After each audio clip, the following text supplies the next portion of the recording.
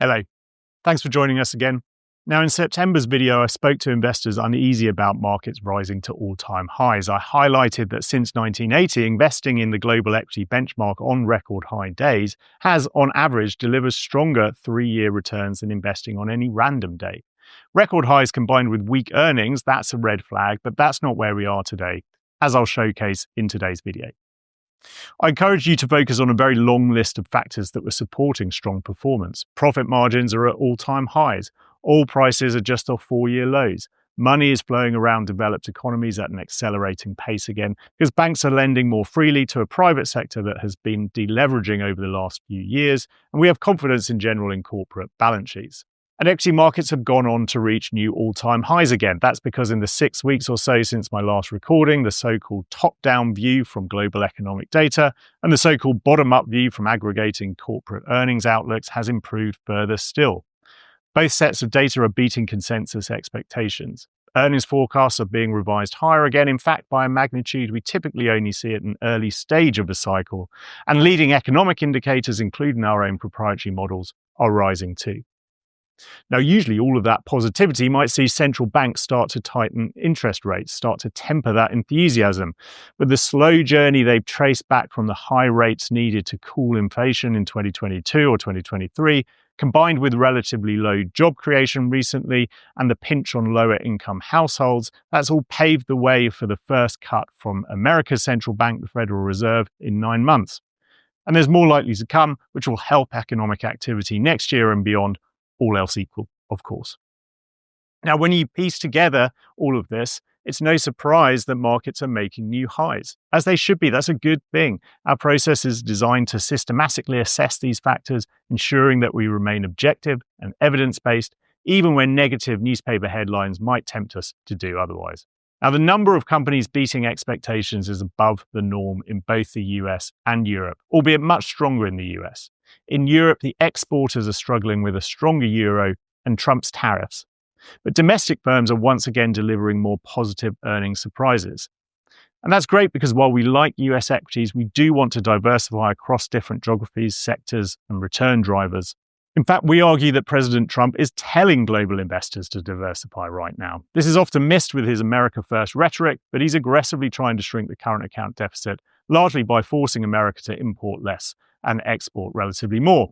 Well, you can't shrink the current account deficit without shrinking the capital account surplus. One is a function of the other. If a country buys more stuff from others than it sells them, it needs to pay for it. How? Either by borrowing money from foreigners or selling them assets like equity stakes or real estate. And that borrowing or investment shows up in the capital account surplus. So if the US current account deficit falls, it must have an equal and opposite effect on the capital account. And Europe's in a really good position to pick up some of that reallocated capital. Indeed, we're seeing some of that. 2025 is showing clear signs of a mergers and acquisitions revival driven by foreign buyers, even as the euro appreciates. Furthermore, President Trump has galvanized a policy response in Europe that makes America less exceptional in the use of government balance sheets to deploy stimulative industrial policy. And Germany and the EU can do this without the same inflationary risks or fiscal concerns. Partly federalizing a defense build-out is a major shift. There's even been some progress towards deregulation, evidenced by some bills backed by the European Commission that have lightened the regulatory burden on small businesses, and also the removal of some regulatory red lines that have held up trade deals for a decade, such as the one finally passed with Indonesia after 9 years of negotiation. It's early days on the deregulation front, and there's much further to go there. We're not getting carried away. But if you still need some convincing on Europe, and I sympathise, we too once regarded their equity markets as almost prohibitively challenged. Just look at the performance. This year, European equities have beaten US equities by 13% in common currency, and again in October too, more recently. It's not just continental Europe. Again, as we've discussed before in these videos, we like UK equities as we diversify some of the risks inherent in US technology companies. Now, here's some dinner party trivia. Over the last 5 years, what market sector has returned 3 times the return of the NASDAQ, the tech-heavy US equity index? UK banks. In US dollar terms, they've returned around 350% versus 113% for the Nasdaq.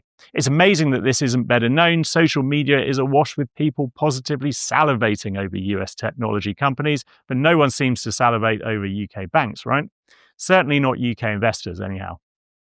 And it's not just UK banks. The FTSE 100 index more broadly has delivered a better total return than global equities in sterling terms over the last 5 years. People are shocked when I tell them that, including recently journalists from global financial newspapers. It's a sea change. Now, this year, the UK rally has more broadly been about price and very little about earnings. In fact, net income hasn't grown for a couple of years, so we are going to need to see some earnings come through now for the FTSE 100's valuation catch up with the rest of the world to continue.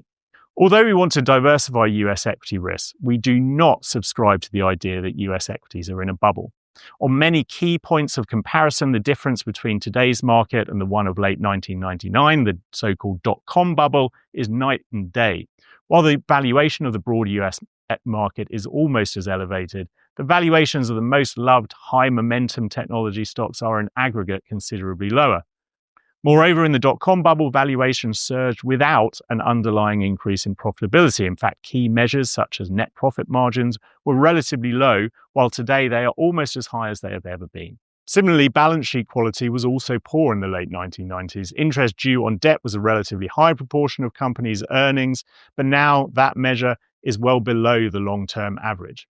You can see that health in firm behavior too. Outsized cash flows today see companies buying back stocks, a boon to investors in them, and also pay dividends. That was behavior seldom seen during the dot-com bubble. There isn't the almost unhinged degree of capital market activity you typically see in bubbles either, whereby firms rushing to cash in or on it all by listing on the stock exchange or raising money to gobble up other highly priced companies. We're not blasé about the risk to US tech, and I discussed how in the last 2 videos. Just because we don't think there's a bubble in public equities doesn't mean that the market couldn't correct by 20 to 30%. But that's always a risk. That's why you get rewarded for putting money into equities over the long term. The important thing is to have a clear, disciplined process that's evidence-led and buttressed against human biases that everyone's susceptible to. And that's why we diversify across other drivers of return. And remember, through trade wars, pandemics, energy shocks, and inflation, markets have rewarded patience, diversification, and a clear process. That's what we offer at Rathbones. That's investing well. Thank you for your trust, and I look forward to updating you again soon. I'm Edward Smith, Co-Chief Investment Officer of Rathbones Investment Management. Now, please also do check out the UK Budget Hub on our website as we look ahead to November 26th. We're producing a wealth of materials to help you understand the important implications for markets and for your personal wealth. You'll find links to webinars we're doing in the run-up. I hope to see you there.